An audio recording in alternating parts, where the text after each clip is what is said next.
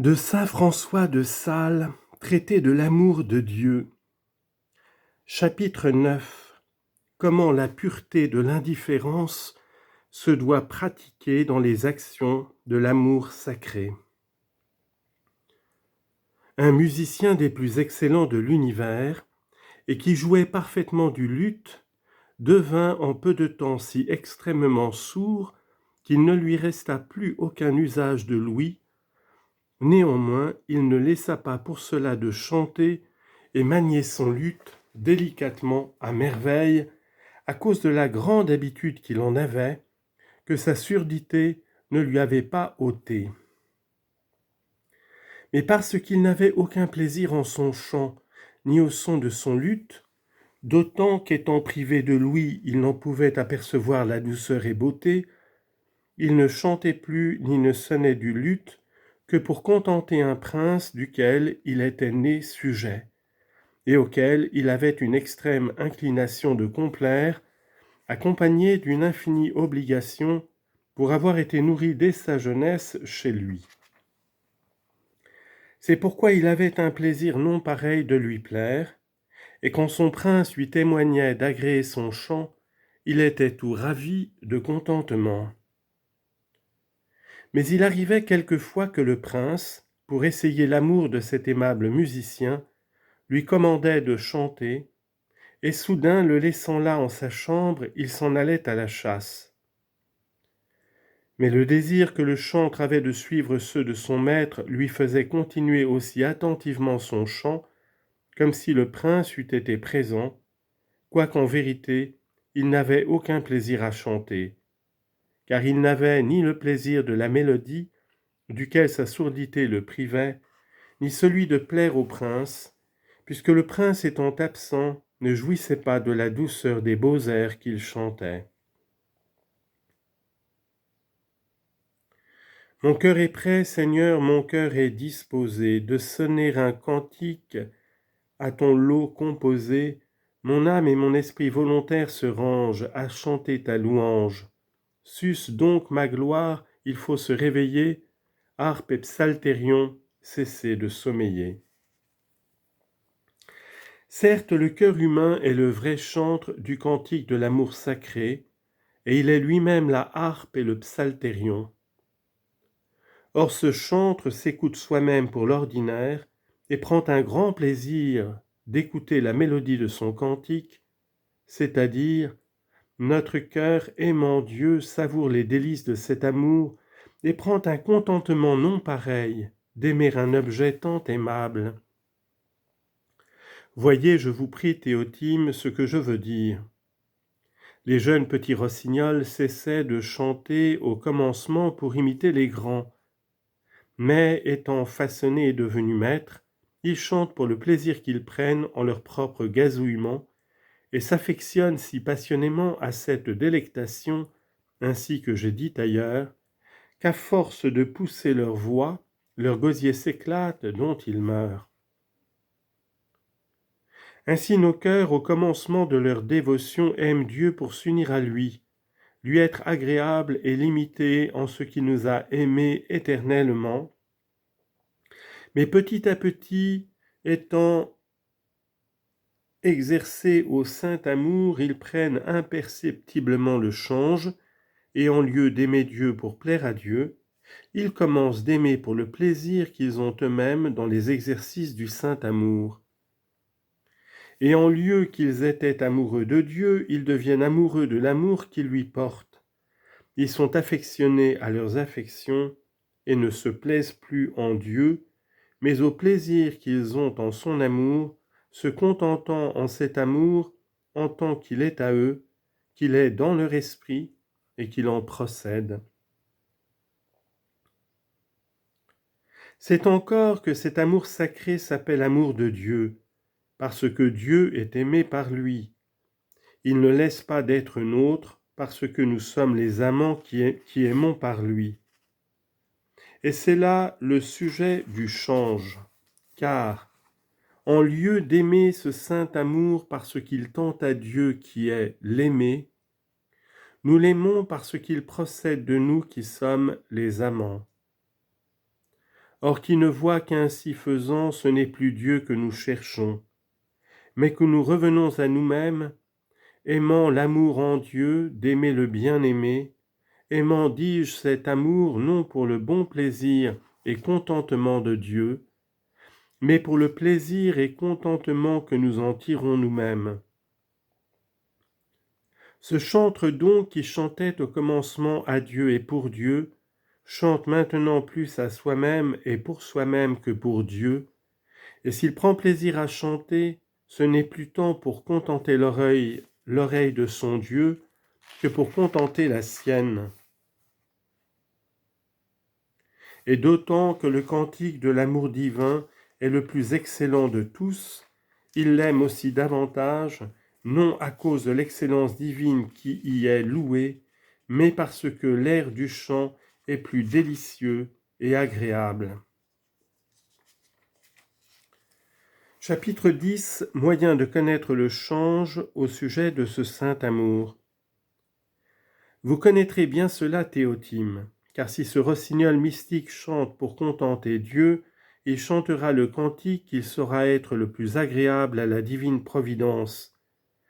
Mais s'il chante pour le plaisir que lui-même prend en la mélodie de son chant, il ne chantera pas le cantique qui est le plus agréable à la bonté céleste, mais celui qui est plus à son gré de lui-même, et duquel il pense tirer plus de plaisir.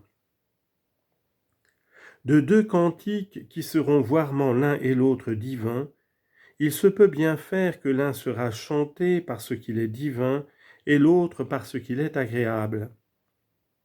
Rachel et Léa sont également épouses de Jacob, mais l'une est aimée de lui en qualité d'épouse seulement, l'autre en qualité de belle.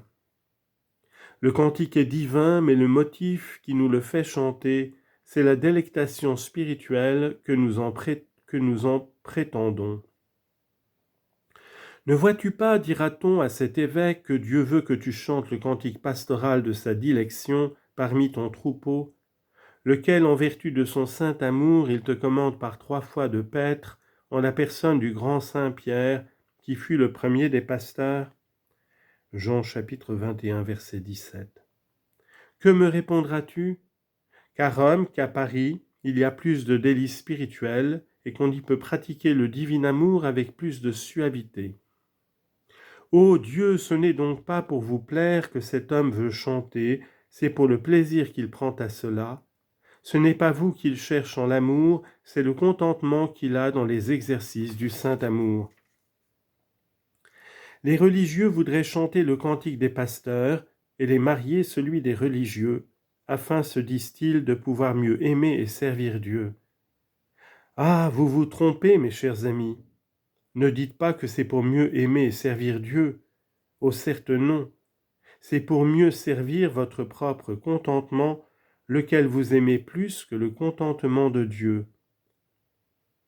La volonté de Dieu est en la maladie aussi bien et presque ordinairement mieux qu'en la santé, que si nous aimons mieux la santé, ne disons pas que c'est pourtant mieux servir Dieu, car qui ne voit que c'est la santé que nous cherchons en la volonté de Dieu, et non pas la volonté de Dieu en la santé?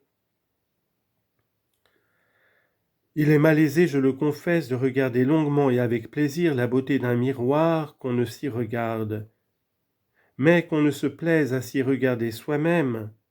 Mais il y a pourtant de la différence entre le plaisir que l'on prend à regarder un miroir parce qu'il est beau et l'aise que l'on a de regarder dans un miroir parce qu'on s'y voit. Il est aussi sans doute malaisé d'aimer Dieu, qu'on aime, quand et quand le plaisir que l'on prend en son amour, mais néanmoins, il y a bien à dire entre le contentement que l'on a d'aimer Dieu parce qu'il est beau et celui que l'on a de l'aimer parce que son amour nous est agréable. Or il faut tâcher de ne plaire en Dieu, or il faut tâcher de ne chercher en Dieu que l'amour de sa beauté, et non le plaisir qu'il y a en la beauté de son amour. Celui qui prie en Dieu s'aperçoit qu'il prie n'est pas parfaitement attentif à prier, car il divertit son attention de Dieu, lequel il prie, pour penser à la prière par laquelle il le prie. Le soin même que nous avons à n'avoir point de distraction nous sert souvent de fort grande distraction. La simplicité dans les actions spirituelles est la plus recommandable.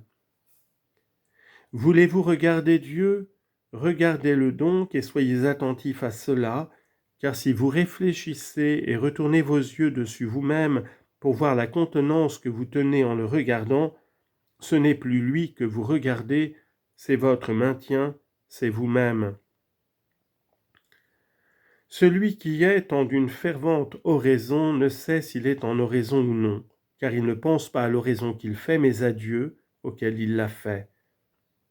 Qui est en l'ardeur de l'amour sacré, il ne retourne point son cœur sur soi-même pour regarder ce qu'il fait, mais le tient arrêté et occupé en Dieu, auquel il applique son amour. Le chantre céleste prend tant de plaisir de plaire à son Dieu qu'il ne prend nul plaisir en la mélodie de sa voix, sinon parce qu'elle plaît à Dieu. Pourquoi pensez-vous, Théotime, que Amnon, fils de David, aima si éperdument Tamar que même il cuit à mourir d'amour? 2 Rois 13:1. Estimez-vous que ce fut elle-même qu'il aima? Vous verrez bientôt que non, car soudain qu'il eut assouvi son exécrable désir, il la poussa cruellement dehors et la rejeta ignominieusement.